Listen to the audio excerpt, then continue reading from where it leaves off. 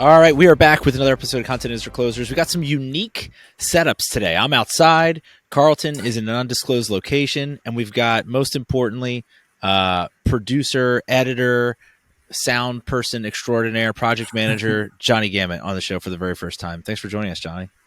I'm so excited to be here, guys. It's a weird feeling being on this side of the project. I mean, it's crazy that we haven't done this before, given you edit every episode. We've talked to some of the other team members, but we tried, and then Jonny just said, "I don't know where the files. I don't know what happened to the files." That's right. Yeah, it just got deleted. That's right. Yeah, there's been lots of jokes already about how easy the post-production process will be on this one. Because for those of you who don't know, Jonny is our producer, our editor. He, for all of our client podcasts, he helps just run the timelines and make sure all the files are in the right spot. So he kind of runs the company. I mean, it's like we are all here as well, but Jonny does a lot of it. Got a little wind here, but anyway, yeah. So excited to talk to you, Jonny, obviously. And before we get to some of the more, I think it'd be helpful to hear for people to hear, some things they can do or ways to improve their show. But before that, you're really interesting and unique in that you have like 4 different jobs. Ours is one of your pretty semi full-time jobs, and I think that's the case for a lot of people who are creating, because a lot of times this is something that's added to an existing role. And so just off the cuff, off the top, tell us how do you manage that? How do you think about managing all your different roles? Yeah, I mean, the biggest thing I would say is, be wherever you're at the time that you need to be in that particular role. So like for me, you're right. My 9 to 5, as it were, I work in college athletics. And so everybody knows that is in the athletics realm that's a lot of nights and weekends and a lot of busyness throughout different times of the year. And so it's kind of one of those things that when I'm in that, then I've got my, college athletics hat on, not obviously not literally, but then I'm there. And then on the side of that, I also very involved in my church. My wife and I run the youth group there and have for the last about 10 years. So I'm kind of on pastoral staff there. So being, when I'm there, that's that hat that's on. When I'm doing stuff with Herd or editing and those kinds of things, then that hat comes on. And then of course, being a dad and being a husband, obviously when it's time for that, making sure that hat is on as well. So I think the biggest part of it is just focusing on what's in front of you and the job that's in front of you for that time, whether that's at 8 o'clock in a normal 9 to 5, or if it's 7 o'clock at night editing a podcast. So that's kind of how I balance it. And yours is unique because you have a 9 to 5, but in reality, a lot of what you do ends up being like 5 to 9. I feel like because of like nights, weekends. That's when you have to do that. So it's even more unique, I would say, than normal. The other thing that's unique about you for our team is you're probably the most pure audio and broadcast. Not probably. You're the only one who has that that actual training. The rest of us are hacks who are just finding our way. So talk a little bit about that. What got you into the space? How did you get interested in it? How did you develop some of those skills? Yeah, I mean, like a lot of people growing up, sports was really important for me. It was always just something I wanted to play. Professional baseball, that was my thing. I'm not wearing my Rockies hat today because we don't really typically have a lot to cheer for with the Rockies. So, but growing up, baseball was kind of my thing, and always wanted to pursue that from a professional ranks. And like many people, that dream started to become a reality in terms of, that's probably not going to happen late in high school. And so kind of had some good talks with mentors and different people in my life who said, if you can't play sports, maybe talk about it for a living. And so I'm one of the few people, you see all the data and statistics out there of how many people change their majors and those kinds of things. Like I went to school day one studying journalism, and that's what I was going to do, and did that for 4 years, got a master's degree, actually left and went and worked at ESPN Radio for a while covering high school football and down south, Clemson and South Carolina. So a lot of different, sports opportunities that I got the opportunity to do. And then again, a door opened in collegiate athletics, and have been doing that for a little over a decade now. So still able to use, what I studied in college. And from the podcasting side, I mean, we've seen this awesome evolution over the last really 10 to 15 years of this really becoming an industry. And it was kind of one of those things that nobody really knew what it was at first. And now, of course, it's exploded in the last 5 years. So still get the opportunity. I love editing. I love, being able to hear people's stories and those kinds of things. That's a little bit of the journalist in me. But yeah, it's a lot of fun talking about, a variety of different topics. Carlton, did you switch majors? Yeah, actually the first week I went to school, I switched my major. I went from graphic design to studio art, and then I realized when I finished college I probably should just stay graphic design. But yeah, nice. That's interesting because I think a lot of people go the other way with that. A lot of people would start in like an art major and go more for graphic design. So that's interesting. Yeah, this is useless. Why am I studying painting? I'll never use this. And here we are. It worked out. Yes, I did too. I think I might have you beat. When I enrolled, you had to like declare a major, I think. And so I can't remember even what it was. I think it might have been business or Bible. I was all across the map. But then before the semester started, I had already like emailed in. I made a mistake. I need to change the direction of my life. I need to be a rhetoric and public address major so I can address the nation at some point. So that hasn't fully come to fruition yet. Vote for Vasquez. It just rolls off the tongue, man. Like, yeah, that's a good. That was my first change, and then I changed again. I had the art studio moment. I was like, "Oh, people don't give speeches in town halls anymore. I'm not sure what I'm going to do with this." So I switched to organizational communication. That's what I finished with. But it's a journey. Yeah, absolutely.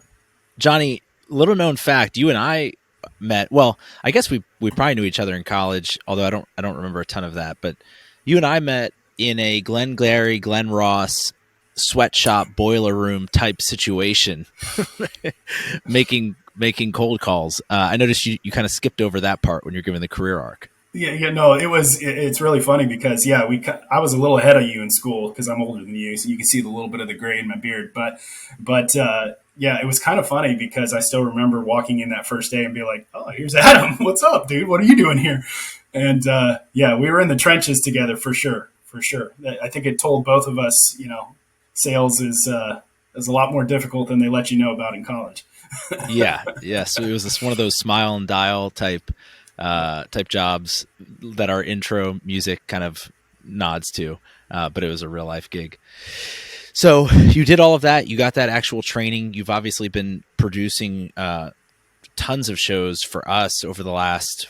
How long have you've been working with us now? Yeah, I think it's been about 3 years now. Just a little bit over 3 years now. 3.5 years. Wow. And so over that time, I've done probably maybe 1,000 episodes, tons of shows. What are some of the top things that you see from an editing standpoint that either someone could do to make your life easier or just to improve their show as a podcaster? Yeah, absolutely. I mean, I think everybody has, especially in our day and age, this idea, I'm going to go start a podcast. And there's all kinds of data and information that's out there of how to do that. And a lot of people will spend a lot of unnecessary funds and spend thousands of dollars on equipment, and then they get 2 episodes in and they lose interest, and that's how it is. But like from the editing side, I really think some of the things that jump out immediately is, if you're starting a podcast, or maybe you're doing a podcast right now and you're wondering, why am I only getting 10, 15 downloads? Sometimes that can be the atmosphere in which you're doing your podcast. And so what I mean by that is, if we were to, all of us here right now, we're in totally different backgrounds, right? Carlton's in one room, I'm in another room, Adam, you're outside. If we were all to just stay silent for 10 to 15 seconds, you could hear, even in all of these different situations, you could hear some kind of background noise. For me, it might be the overhead fan. For Adam, it might be a car that drives by, those kinds of things. And a lot of times in podcasts, that can be a little bit distracting. For me, especially it's going to be my child screaming. Yeah, exactly. I got 4 kids myself, so I've got the door barricaded over there, hoping they don't come barging in. It's good ambient noise. you've got that background noise, which sometimes can be distracting, especially if I'm interviewing somebody and, in the next conference room over, you've got some kind of meeting going on and people can hear what's going on. It just takes away from that. The other one that I would say really kind of jumps out from the editing standpoint, there's a term in college that we were given. It's called verbal clutter. When a lot of people speak, they get very uncomfortable with no sound when they're speaking. If you think about it in conversation, when you and I are talking, even in the last couple of sentences, you've heard a couple of verbal clutter things that I've said. So a lot of people, to keep the conversation going, will say, because they're uncomfortable with that dead silence between conversations. And so I just tell people, in terms of your verbal clutter, just be aware of that. I mean, obviously somebody like me can come along and clean all that up, but sometimes it makes it sound unnatural in your speaking. And one of the ways to overcome that, I tell people, is just slow down when you're speaking and think about what you're saying. Because really, as dumb as it sounds, sometimes it's just your mouth catching up with what your brain's trying to process. And so really that verbal clutter, those are the two big things from an editing standpoint that I think trip a lot of people up. And so, those are the two big ones that I'd start off with right off the bat. I had a speech teacher in high school that if you said, during any type of thing, he would yell, so you're giving you're giving a speech in front of the class. You're trying to continue to work through it, and you'd be like, and he'd go, and just destroy the flow of whatever you were doing, which broke me, I think, of that particular one. Mine is a little more sophisticated, sneaky. I don't know what I'm about to say, so I start a sentence and then repeat myself. Tristan loves it when I do this. I'll be like, yeah, so what is it you're trying to do? Like, you know what I mean? I'll give myself that second to be like, what am I actually trying to say real quick? And then actually say it. So that's a fun one that I know you guys love on the editing side of things. Yeah, it's more on the transcription side. I'm sure she hates that. Just repeating. What are all these what's in here? I'm a basic, I essentially just do all of the worst verbal clutter. So I'm a frequent offender, frequent offender. Just right there, do it again. So Adam, maybe next episode you can just scream into the microphone every time I do that.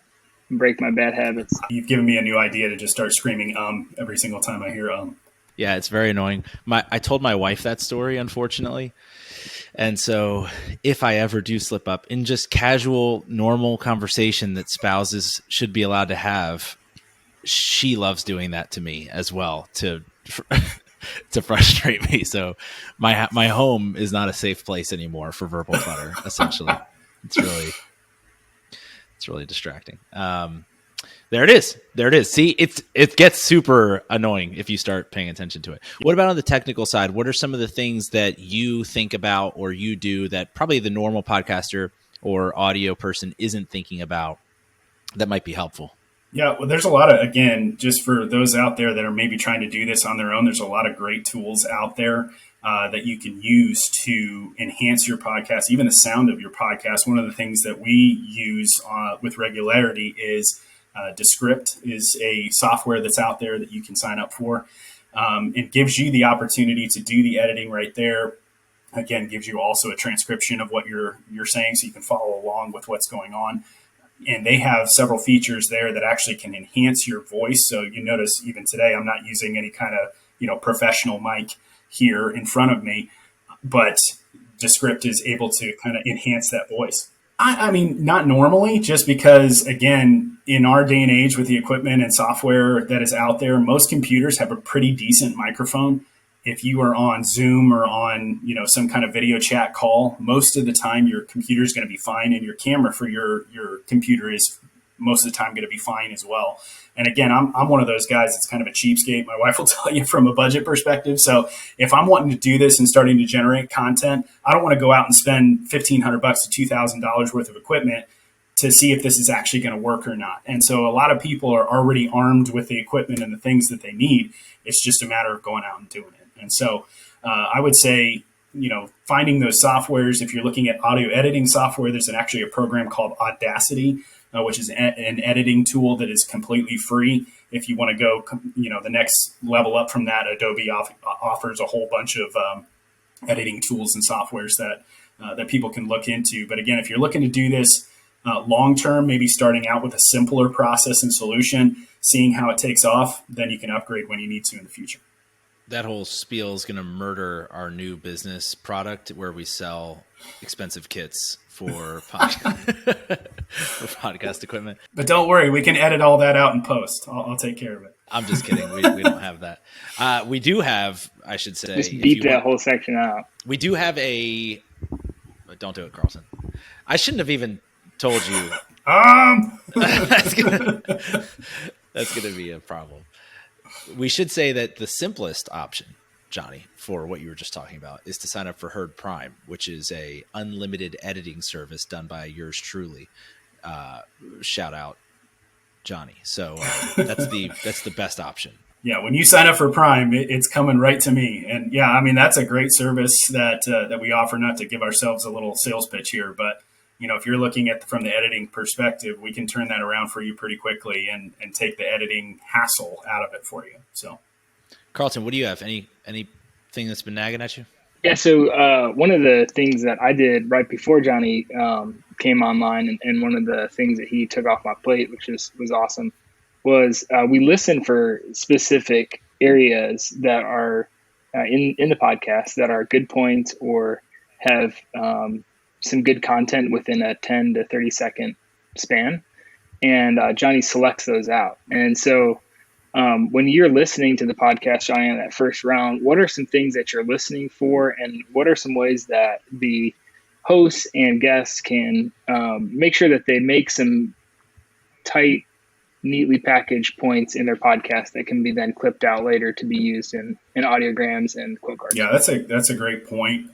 There's a lot of people out there that will use the term the Goldilocks principle in business and other places like that. The idea of not too hot, not too cold, just right, and that applies to podcasting as well. We have clients out there that will record a 45 minute to an hour long episode, and the data and the numbers show that people are engaged, people there, because it's a very niche platform and a niche topic and area that people want to know about. And that's what their audience is. We have others that if they went 30 minutes, that's probably too long for their audience. So I would say knowing your audience, knowing what they expect to hear. For me, when I'm listening to quotes and listening for quotes, a lot of times I have no idea what this industry is all about. We have guys that talk about, one of my favorites is our guys, shout out to the Data Stack show. And they talk about, if you want to talk about computers and, data and code and all that kind of stuff, I'm already getting bored just talking about it myself. But they do a great job.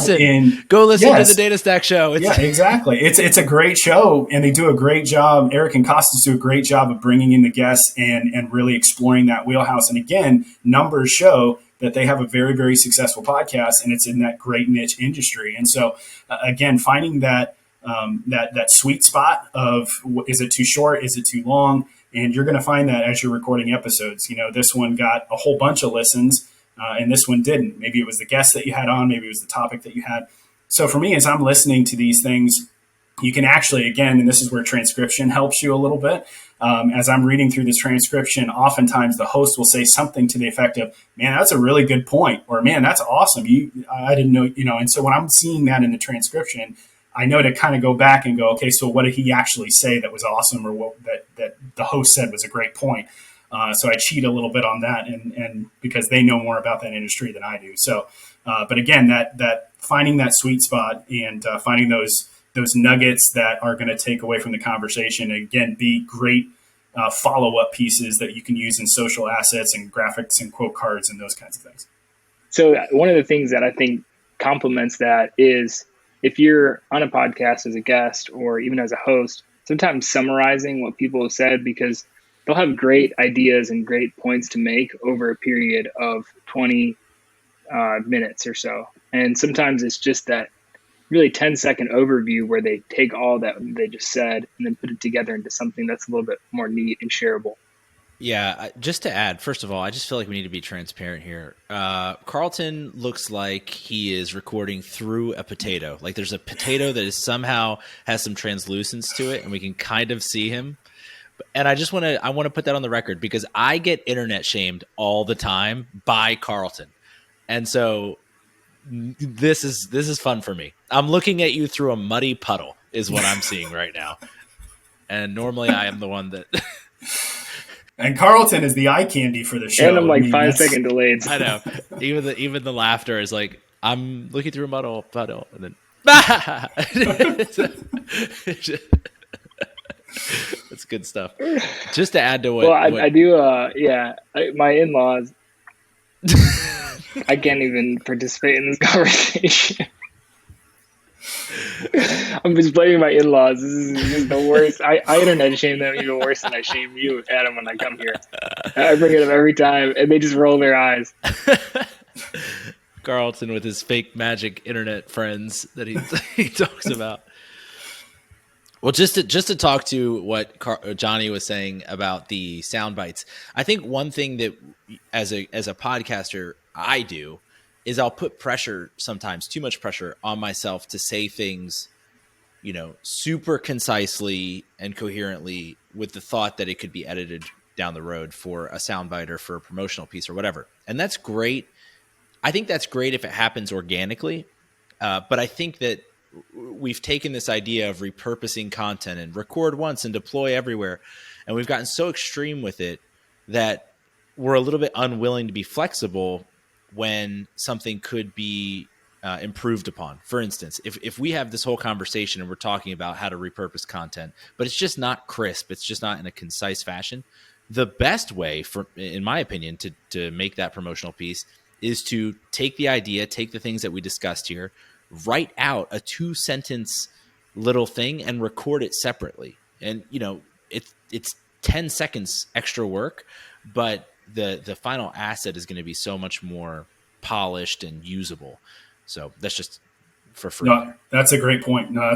Because a lot of people will try to, especially on the editing side, even splice together different sentences and different thoughts to try to get this coherent. And it's just naturally not going to sound very good because, again, I tell people all the time, we can't really change your voice and your inflections and other things like that. So when you're just trying to combine 2 sentences together, it's often very hard to do that from an editing side. Yeah, we had one client who will remain nameless that that wanted us to go borderline North Korea on their on the things that they were saying, just editing things that didn't get said, piecing it together with sound to make a new script. I'm sure that was a lot of fun for you, Jonny. It was tons of fun for me on the customer facing side. I've always wanted to voice over a cartoon or something, and so I thought maybe I could do it there. Voice acting, I'm trying to be the guest voice, but it didn't work out that way. That's our next service coming soon. Jonny is Jazz. Jonny is a service. It's gonna be really expensive. Awesome. Well, this has been really fun. It's mostly been fun, obviously, having you on, Jonny. Also, just the delay with Carlton. I can't even think about anything else. I love it. It's just kidding me. But this has been. Thank you for all the work you've done. Obviously, over the last 3 years, it's crazy. It's been that long, and hopefully, I'm sure the audience is going to want to hear more from you now that we've exposed who the magic man behind the curtain is. So we'll have to find a way to bring you on more frequently and talk about this and all the other stuff too. We didn't even touch on football, Broncos Nation, Let's Ride. Like there's so much You took away my closing line. That's what I was going to say. My bad. I don't think I said it correctly. So yeah, there's got to delay a little bit more. We'll get our boy Russ on here. He can do it for us. Yeah. So anyway, with all that, Jonny, appreciate you coming on, and we'll have to do this again soon. Absolutely. Always a pleasure, guys. Thanks.